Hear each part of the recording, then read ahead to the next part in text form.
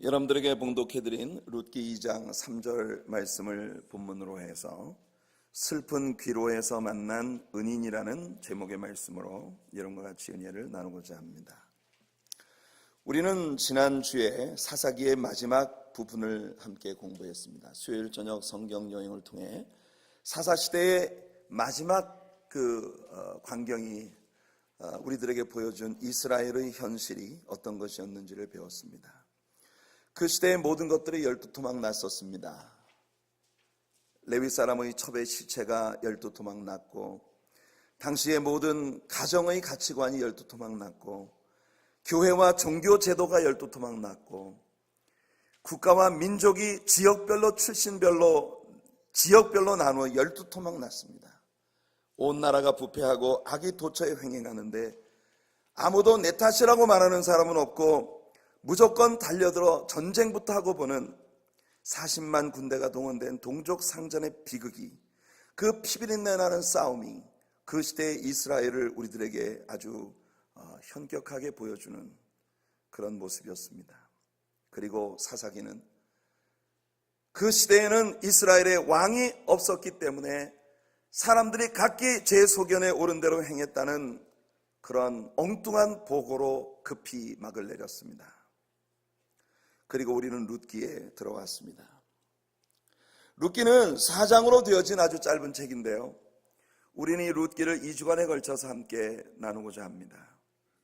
룻기라고 하는 책은 이렇게 엉망진창이 되어버린 세상에 다시 희망을 주시는 예수님을 보여주는 책입니다. 룻기의 제목을 이야기하라고 하면 구속의 로망스다, 이렇게 말할 수 있습니다. 구속의 로망스, 정말 멋진 로망스의 이야기입니다. 이 룻기를 공부하는 동안 이 성탄절에 우리 가운데 오신 예수 그리스도로 말미암은 놀라운 희망을 얻게 되는 저와 여러분들이 되기를 예수님 이름으로 축복해 드립니다. 먼저 룻기라고 하는 책의 성경상에서의 위치를 좀 말씀드리도록 하겠습니다.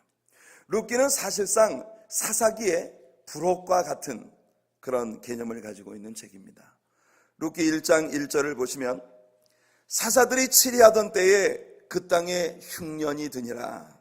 유다 베들레헴의 한 사람이 그의 아내와 두 아들을 데리고 모압 지방에 가서 거류하였는데, 이 짧은 한 구절 안에 굉장히 많은 이야기가 함축되어 있는 것을 우리가 볼 수 있습니다.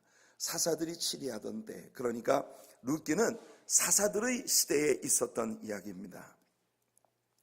이 사사기의 다른 내용들처럼 이 룻기 안에 나오는 인물들도 이 사사시대의 만력의 다른 인물들과 같이 왕 되신 하나님을 전혀 개의치 아니하는 그런 모든 자기 소견에 옳은 대로 행하던 그 시대의 일반 사람들과 다를 바 없는 그런 삶의 선택을 가지고 있는 한 가정의 이야기를 우리가 보는 것입니다.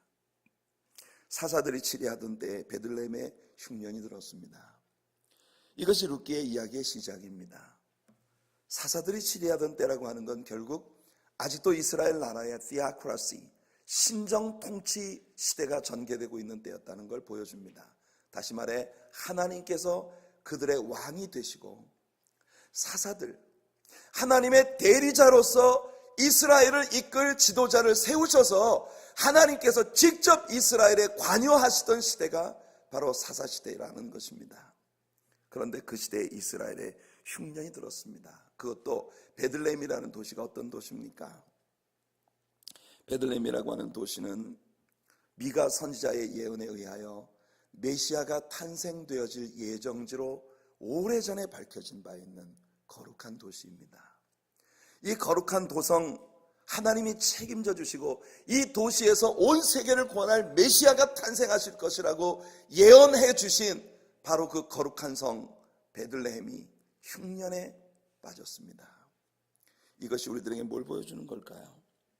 베들레헴에 흉년이 들었다면 하나님께서 이스라엘 백성들에게 주고자 하시는 모종의 메시지가 있다는 뜻입니다. 우리는 이것을 이렇게 받아들여야 하는 거예요. 베들레헴에 사는 사람들에게 지금 하나님이 직접 통치하시는 나라에 흉년이 들었단 말입니다. 그런데 하나님께서 이 흉년을 통해 이스라엘 백성들에게 뭔가 하고 싶은 말씀이 있으시다는 거예요. 그러나 워낙 그 시대는 왕 대신 하나님을 저버리고 제 소견에 오른 대로 제 마음대로 행하면 그것이 곧 법이었던 시대이므로 그 시대에 베들레헴에 살고 있었던 사람들 모습도 그와 같았습니다. 엘리멜렉이라고 하는 사람이 있었습니다. 엘리멜렉이라고 하는 것은 엘 하나님이라는 말과 멜렉 킹이라는 두 개의 단어가 합해진 그런 의미로 왕 대신 하나님이라는 그런 의미입니다. 이 엘리멜렉이라는 사람은 자기 이름의 뜻이 하나님이 나의 왕이시라는 그런 의미를 가지고 있는데, 놀랍게도 이름과는 판이하게 반대로 살고 있는 모습을 봅니다. 하나님이 자신의 왕이라면 베들레헴 땅에 흉년이 들면 어떻게 해야겠습니까? 왕 대신 하나님께 물어야 할 거 아니겠습니까? 하나님 무슨 뜻이죠? 하나님이 나의 왕 대신 하나님이 내게 흉년을 통해서 이렇게 고통을 주신다면 하나님 이 일을 통해 제게 무엇을 말씀하시고 싶으신 겁니까? 이렇게 하나님께 물어야 할 거 아니겠습니까? 그러나 엘리멜렉은 다짜고짜 가족들을 데리고 옆에 지금 베들레헴보다 조금 더 살기 괜찮다는 모압으로 소위 이민을 떠납니다. 모압 지방은 어떤 지방입니까? 아브라함의 조카 롯의 근친 상간의 죄로 말미암아 생겨난 바로 모압 족속들이 살고 있는 땅입니다. 여러분, 이 모압과 암몬 족속은 이스라엘 총회에 영원히 들어올 수 없다고 하나님께서 규정하신 그런 종족입니다. 수요일 저녁에 우리가 자세히 배우게 되겠습니다만 신명기 23장 3절을 보면 하나님께서 암몬 사람과 모압 사람은 여호와의 총회에 들어오지 못하리니 그들에게 속한 자는 10대뿐만 아니라 영원히 여호와의 총회에 들어오지 못하리라. 그러니까 모압 사람으로 태어난 사람은 이스라엘 백성이 될 수가 없다는 말입니다. 구약 성경에 있어서 구원의 조건은 아브라함의 후손이 되는 것, 곧 이스라엘 사람이 되는 것에 있었습니다. 신약에 와서 구원의 조건은 예수 그리스도를 믿는 데 있습니다. 할렐루야. 어떻든 이 엘리멜렉 일가는 일시적으로 다가온 고통을 얄팍한 수를 써서 피하기 위하여 영원히 이스라엘의 총회에 들어올 수 없다고 하나님이 규명하신 모압 지방으로 이민을 떠난 것입니다. 이렇게 모압으로 피신을 간 엘리멜렉 일가는 그곳에서 큰 재난을 만납니다. 엘리멜렉이 그곳에서 갑자기 죽은 것입니다. 그리고 그 뒤에 엘리멜렉의 부인 나오미는 두 아들 말론과 기럐을 각각 모압 여자들을 아내로 취하게 하여 결혼을 시킵니다. 그런데 그들이 모압 땅에 거한 지 10년여 세월이 지나갈 무렵 말론과 기럐 두 아들도 죽고 나오미와 두 젊은 과부, 그래서 세 과부만 그 집안에 남게 된 것입니다. 세 과부의 슬피 우는 장례식, 이것이 룻기의 시작입니다. 비극이죠.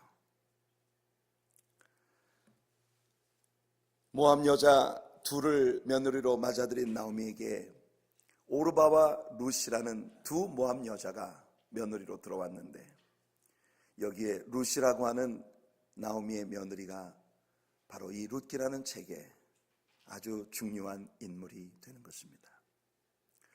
그들이 모압 땅에서 약 10년쯤 거할 무렵 나오미에게 소식이 들려오는데, 그가 떠났던 베들레헴에 하나님이 풍년을 주셔서 베들레헴이 아주 살기 좋은 풍요로운 땅이 되었다고 하는 소식이 들려오는 거예요.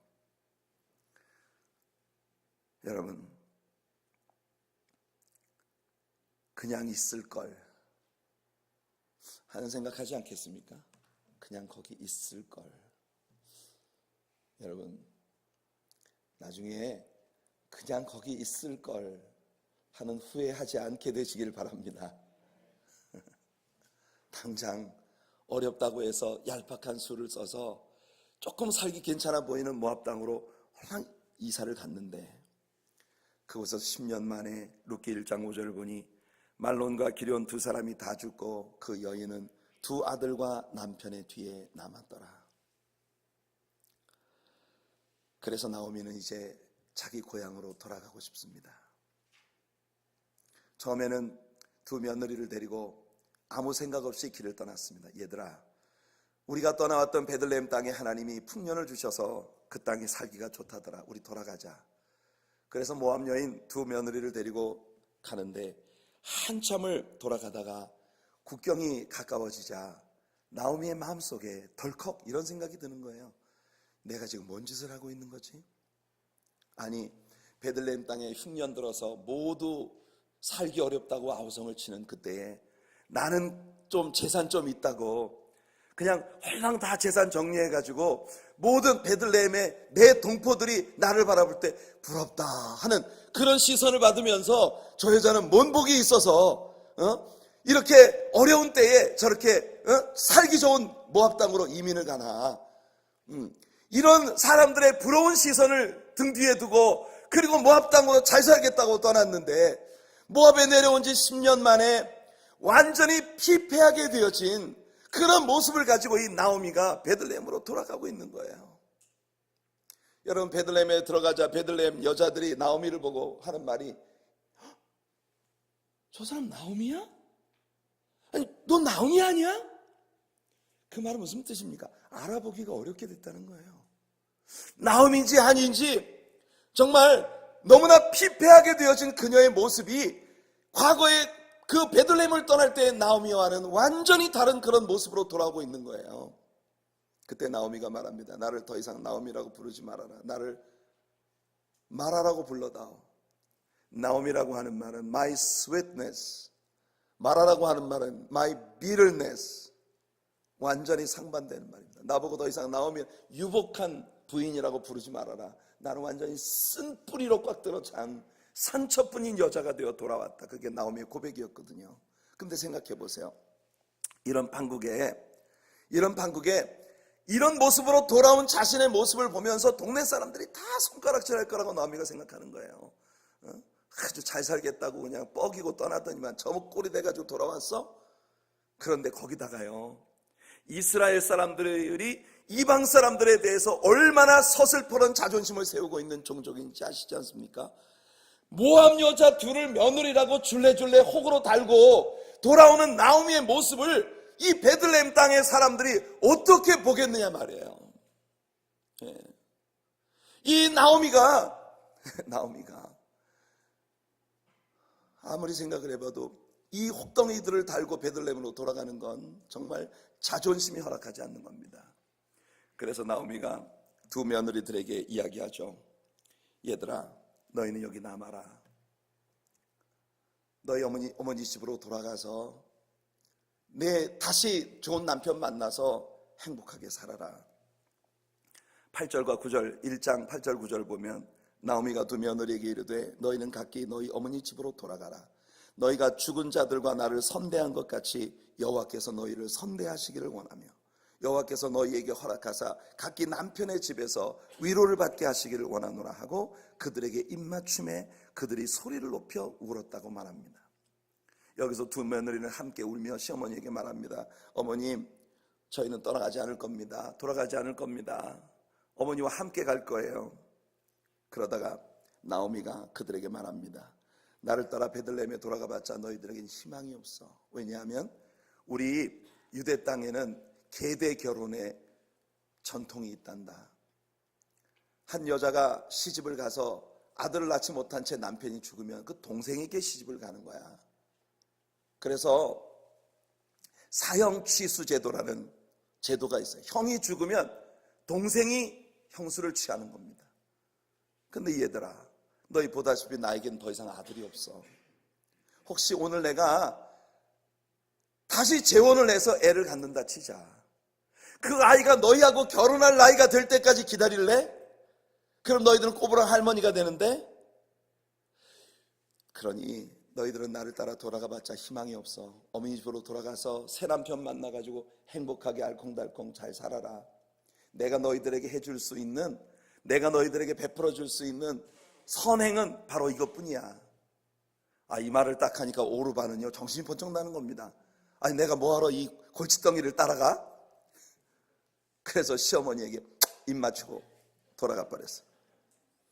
그러나 룻의 생각은 달랐습니다. 룻기 1장 16절과 17절 말씀을 보면 룻이 시어머니에게 이렇게 말합니다. 룻이 이르되 내가 내게 어머니를 떠나며 어머니를 따르지 말고 돌아가라 강권하지 마옵소서. 어머니께서 가시는 곳에 나도 가고 어머니께서 머무시는 곳에서 나도 머물겠나이다. 어머니의 백성이 나의 백성이 되고 어머니의 하나님이 나의 하나님이 되시리니 어머니께서 죽으시는 곳에서 나도 죽어 거기 묻힐 것이라. 만일 내가 죽는 일 이외에 어머니를 떠나면 여호와께서 내게 벌을 내리시고 더 내리시기를 원하나이다 하는지라. 여러분, 여기서 여러분들이 눈치를 채셔야 합니다. 룻의 진짜 욕심이 무엇이라고 생각하십니까? 룻이 이곳에서 고백하고 있는 말, 어머님 가시는 곳에 나도 가고 어머님 유숙하시는 곳에 나도 유숙하고 어머님 죽어 장사 지내는 곳에 나도 죽어 장사될 것입니다. 이 이야기만 들으면 이 이야기는 완전 이스라엘판 효녀심청전입니다. 진짜 중요한 것, 여러분들이 하이라이트를 해두셔야 하는 진짜 중요한 것, 어머니의 백성이 나의 백성 되고 어머니의 하나님이 나의 하나님 되시리이다. 여기 있는 거예요. 룻이라고 하는 여자는 모압 여자로 태어났단 말입니다. 모압 여자로 태어난 이상 이 사람은 100번 죽었다 깨어나도 하나님 백성 될 자격이 없는 사람이 아닙니까? 율법으로 영원히 이스라엘의 총에 들어올 수 없다고 규명되었으니까. 그런데 이 얼마나 놀라운 은혜입니까? 엉망진창으로 살던 유대인 하나가 모압 땅으로 내려오는 바람에 그와 더불어 결혼을 하는, 그야말로 이게 새칭 땡 잡은 거예요. 완전 38광땡이지. 38광땡이 뭔지 저는 모릅니다만은, 예, 38광땡이에요. 이 이스라엘 사람이 모압으로 내려오는 통에 그 사람을 붙들고 덩달아 이스라엘의 가문에 들어올 수 있는 영광을 얻게 되었단 말입니다. 얼마나 놀라운 일이에요. 내가 이걸 포기하라고요? 시집 한 번 더 가자고 이 일을 포기하라고요? No way! 어머님, 나는 절대 어머니를 떠나지 않을 겁니다. 야, 나오미가 느낄 때 이 무슨 이런 철거머리가 다 있어.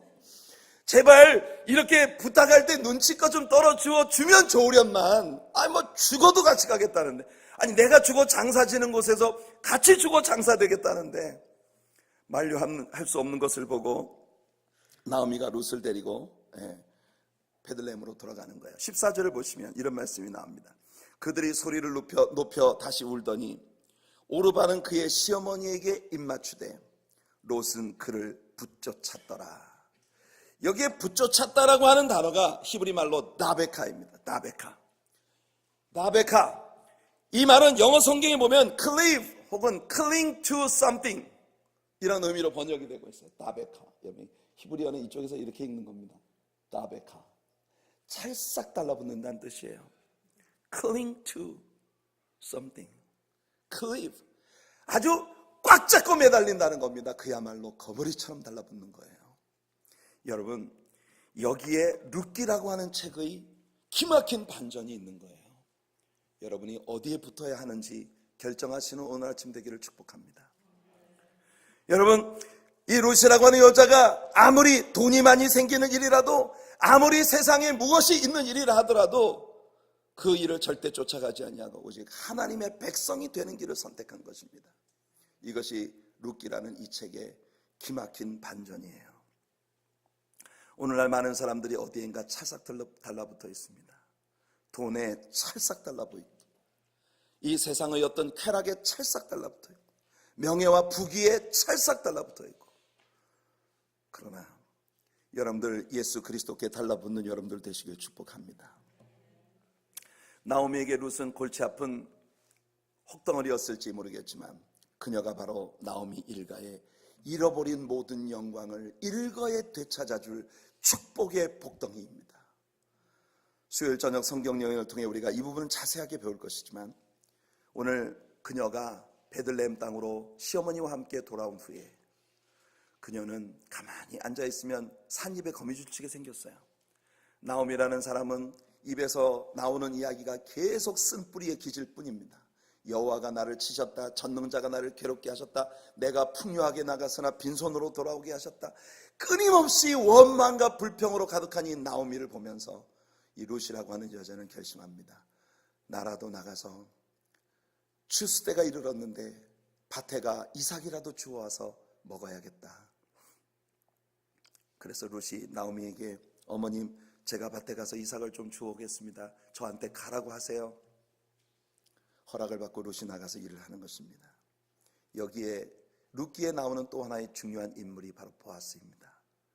오늘 우리가 읽은 본문은 그렇게 룻이라고 하는 여자가 보아스의 밭으로 우연히 이삭을 주우러 가게 되었다고 이야기하고 있습니다. 성경은 룻이 우연히 보아스의 밭으로 갔다고 했지만 이것은 인간적인 관점에서의 이야기이고 이것은 필연이었습니다. 기억하세요. 하나님을 믿는 백성들에게 우연은 없습니다. 하나님께서 여러분들의 삶을 장악하시고 하나님께서 여러분들의 삶을 인도하고 계시다는 사실을 믿으시나요? 그렇다면 우리에게 되어지는 어떤 일들도 우연은 없습니다. 모든 것이 필연입니다. 하나님의 치밀하신 계획 가운데 좋은 것을 주시기 위하여 하나님께서 모든 것을 합력해서 선을 이루시는 과정 중에 있다는 것을 알아야 합니다.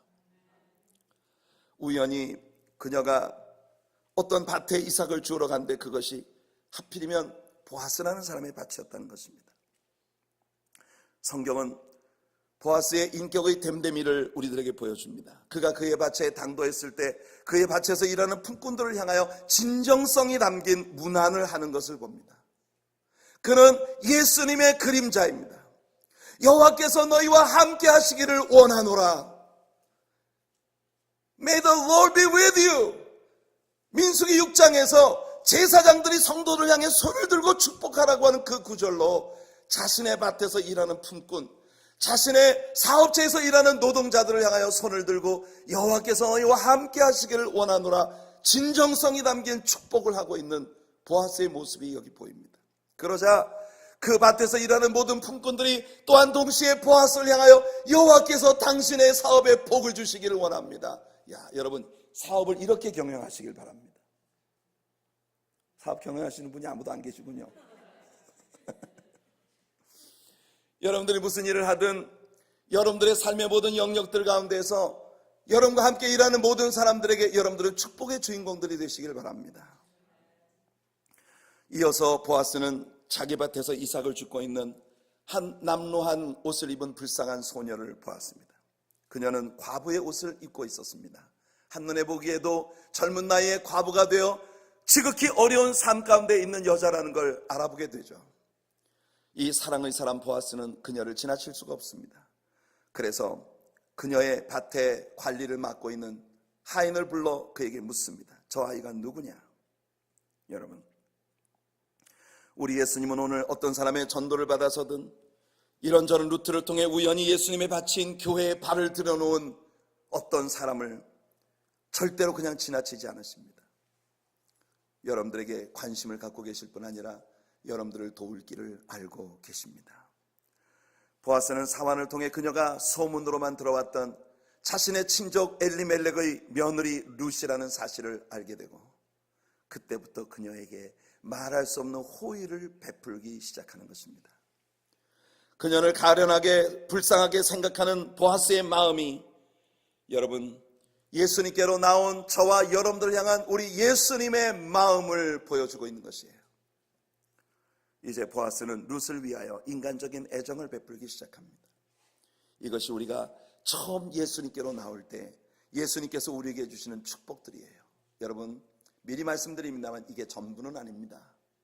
왜냐하면 보아스는요, 룻에게 단순한 은인이 아닙니다. 보아스는 룻을 친족 구원이라고 하는 율법 아래에서 완전히 이스라엘 여자가 되게 해주고 심지어 메시아 예수 그리스도의 조상이 되게 만들어줄 구원의 길입니다. 그런 의미에서 보아스라는 인물은 예수 그리스도의 모형적인 그림자입니다. 이것이 룻기를 여는 굉장히 중요한 열쇠입니다. 보아스, 그는 예수님의 모형적 그림자입니다. 우리는 보아스의 모습 속에서 우리를 향하신 예수님의 사랑을 보아야 합니다. 보아스는 룻에게 7가지 은총을 베풀어 주었습니다. 첫 번째로 보아스는 룻에게 인도의 은총을 베풀어 줍니다. 8절 말씀을 보시면 이삭을 주우러 다른 밭으로 가지 말며 여기서 떠나지 말고 나의 소녀들과 함께 있으라. 우리 예수님은요, 우리의 목자가 되시사 우리가 어디로 가야 하는지, 어디를 따라가야 하는지 길을 인도하시는 분이세요. 다른 곳으로 가지 마라, 여기서 떠나지 말고 나의 소녀들과 함께 이곳에 머물러라, 내가 너를 책임져 줄게. 시편 32편 8절에 내가 내 길을 가르쳐 보이고 너를 주목하여 훈계하리로다. 잠언서 3장 5절 6절 너는 마음을 다하여 여호와를 신뢰하고 내 명철을 의지하지 말라. 너는 범사의 그를 인정하라. 그리하면 내 길을 지도하시리라. 요한복음 10장 9절 10절 내가 문이니 누구든지 나로 말미암아 들어가면 구원을 받고 또는 들어가며 나가며 꼴을 얻으리라. 도적이 오는 것은 죽이고 도적질하고 멸망하려는 것뿐이요 내가 온 것은 양으로 생명을 얻게 하고 더 풍성히 얻게 하려는 것이라. 보아스가 룻에게 다른 곳으로 가지 말고 이곳에 머물러라 말하는 것처럼 예수님은 나만 따라오라고 선포하시고 계신 것이에요. 그 다음에 보아스가 룻에게 보여준 두 번째 은총은 보호의 은총입니다. 그들이 베는 밭을 보고 그들을 따라가라. 내가 내 그 소년들에게 명령하여 너를 건드리지 말라 하였느니라. 룻은 젊은 과부였습니다. 한눈에 보기에도 그녀가 입고 있는 과부의 의복은 그녀가 정말 어린 나이에 과부가 되어버린 불쌍한 여자라는 사실을 알아보게 합니다. 게다가 그녀는 모압 여자입니다. 이스라엘 사람들에게 chosen people, 곧 선택받은 백성이라는 자존심 하나만 남아있는 이스라엘 사람들, 왕이 없어 법이 없어 모든 사람이 제 소견에 오른 대로 하던 이 무법천지의 땅에서 이 모압 여인 룻이 살아남는다는 것은 심히 어려운 일이었을 터입니다. 그런데 보아스는 그 밭에 있는 모든 사람들에게 이미 선포해 두었습니다. 건드리지 마! 건드리지 마! Don't touch it at all! 우리 주님께서 여러분들을 위하여 세상에 선포하십니다. 악한 원수 마귀에게 건드리지 마! 이 사람은 내 백성이야. 건드리지 마! 이 사람은 내 자녀야. 나의 제자야. 아멘 좀 하십시오. 금수강산 내동포요. 이 목사가 감기에 걸려가지고 목이 지금 이 판국에도 이렇게 애를 쓰는 게 불쌍하지도 않으십니까, 여러분?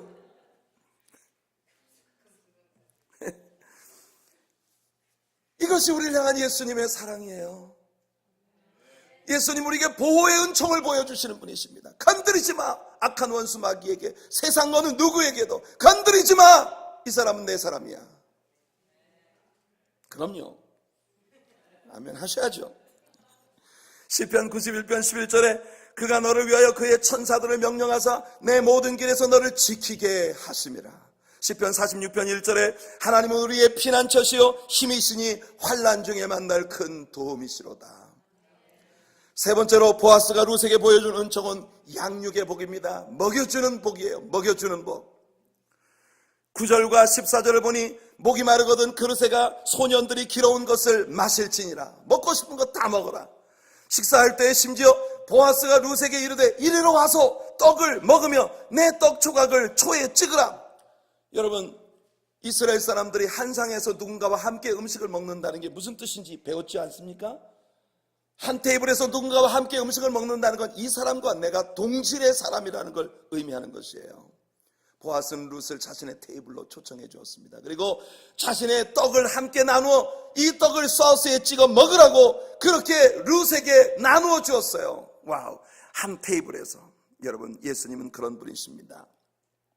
그는 우리들을 주님의 테이블에 앉게 하시는 분이세요. 예수님과 동질의 사람으로 우리를 여겨주시는 분이십니다. 그리고 볶은 곡식을 주매 룻이 배불리 먹고 남았더라 그랬어요. 우리가 예수님께로 나오면 예수님은 우리를 먹여주시고 양육해 주신 분이십니다. 육신적으로 먹여주시고 영적으로 먹여주십니다. 할렐루야. 빌립보서 4장 19절에 바울이 선포합니다. 나의 하나님이 그리스도 예수 안에서 영광 가운데 그 풍성한 대로 너희 모든 쓸 것을 채우시리라. 보아스가 룻에게 보여준 네 번째 은총은 격려의 은총이에요. encouragement, 격려의 은총이에요. 13절 보세요.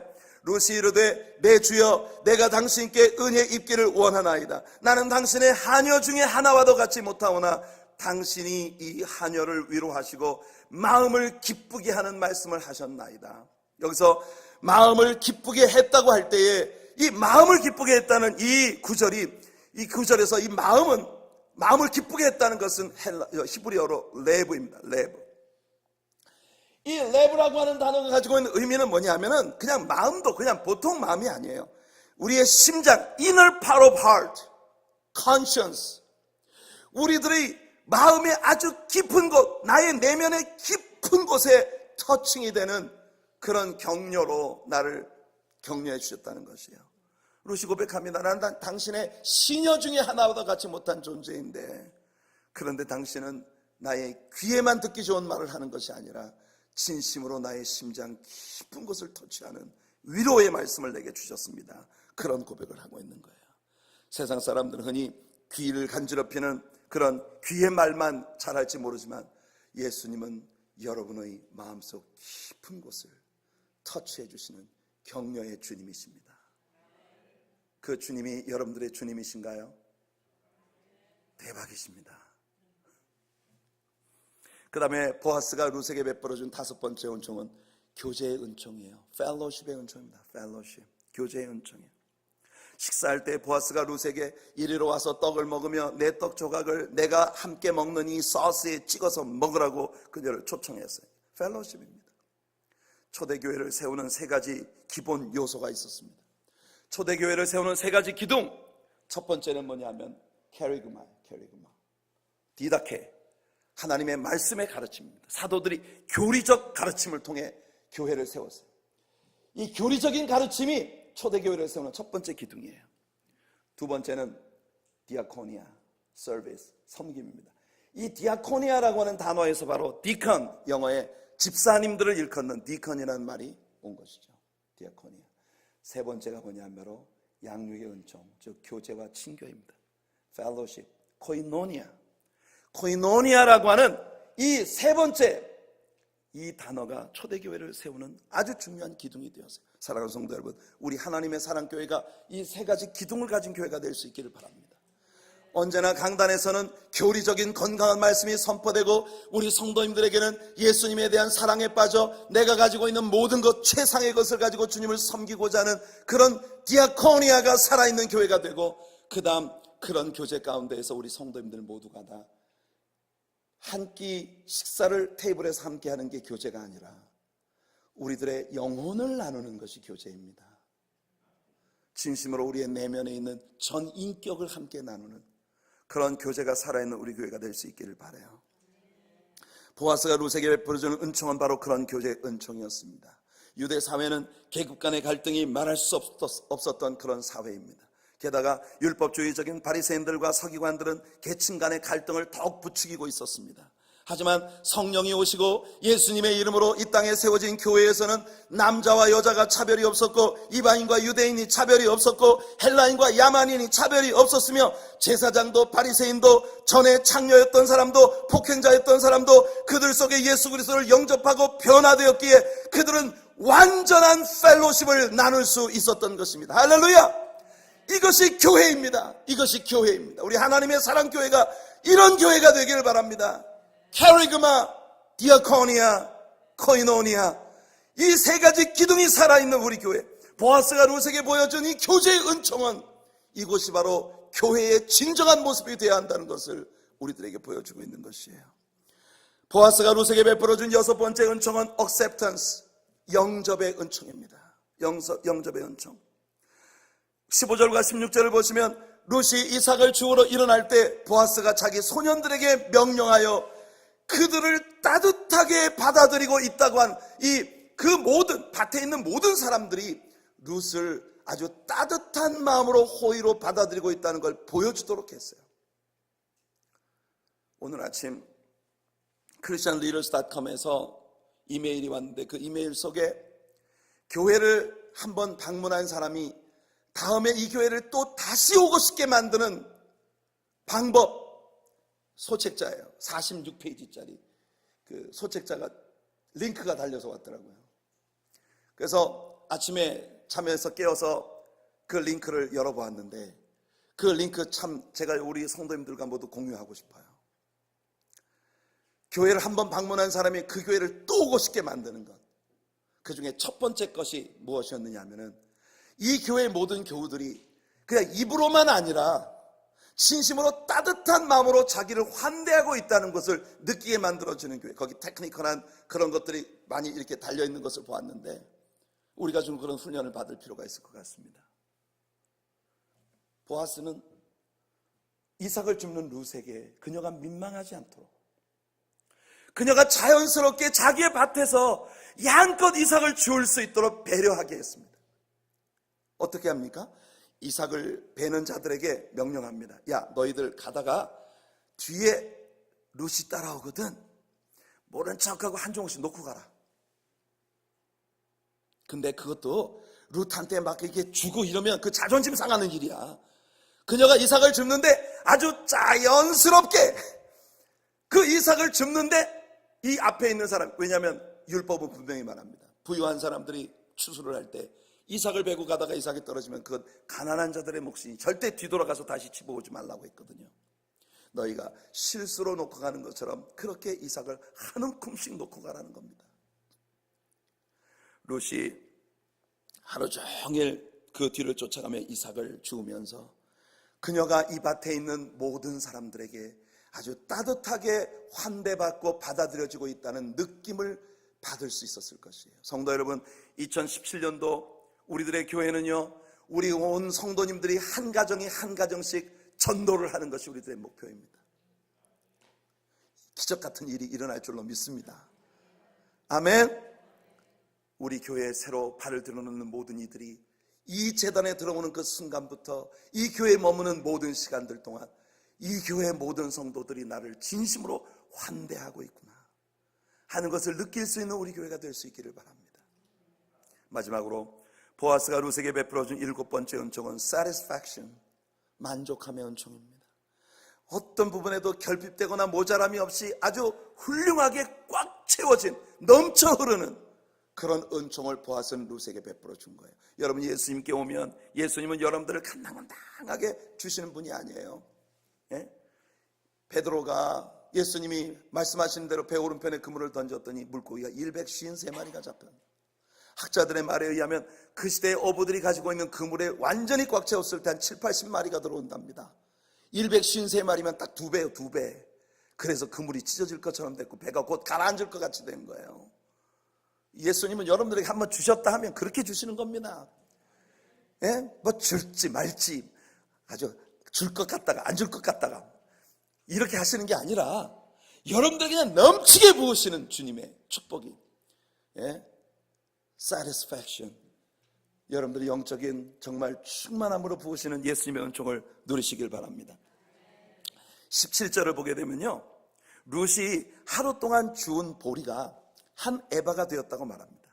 에바, 이 에바라고 하는 말은 히브리 말로 에파라고 하는 히브리어의 한 도량형의 단어입니다. 에파.